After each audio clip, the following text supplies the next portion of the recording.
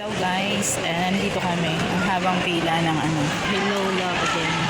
Grabe, napaikot pa yan. Hanggang doon. Ayun yung ticket booth. No, nandito ako ngayon waiting kay Daddy Brown. Ayun siya, nakapila.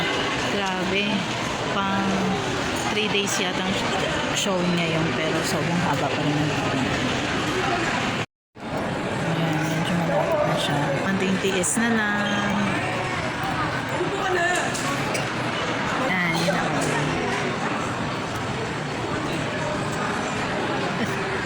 Medyo malapit-lapit na si Daddy.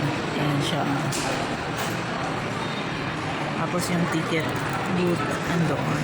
Sakto lang yan, 6 p.m. Tiis lang tayong pila para makanood ng Hello Love again.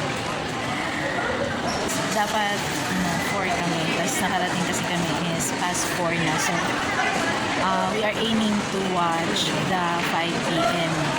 kaso lang si sobrang haba, malamang 6 p.m. na kami makakanood. Medyo mahal siya ng konti dun sa regular price.